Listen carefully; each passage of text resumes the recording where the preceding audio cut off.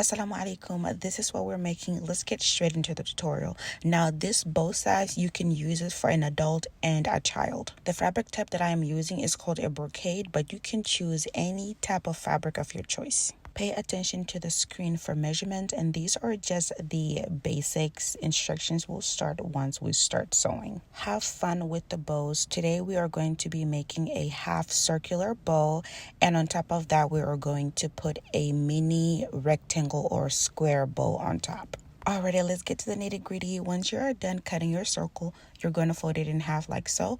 You're going to leave 2 inches of space and sew everything else around. Starting with the square, sew everything around except for those 2 inches because we're going to use that to pull everything out. Do the same thing with the circle. Cut off any excess, and then once you're done with that, we're going to snip all around the circle. So whenever we flip it, the ends and edges can be smooth since it is circular. Wiggle it around to push everything towards the end, and you should have something that looks like this.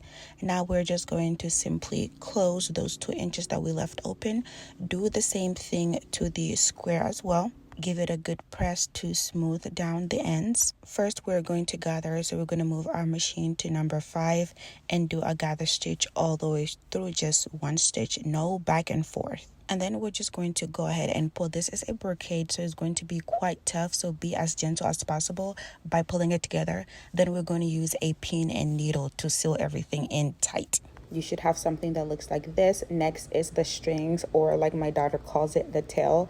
Get a fabric that is 40 inches length and 2 inches wide. Cut it out, fold it in like so, sew it all the way through. Next, we're going to go ahead and attach it. To attach it, you can either use a machine or a needle and thread, whichever one is easiest for you to use. And you are completely done. You can use a safety pin to clip it to the hijab, and that's it. If you enjoyed this tutorial, don't forget to give me a like, share, and subscribe.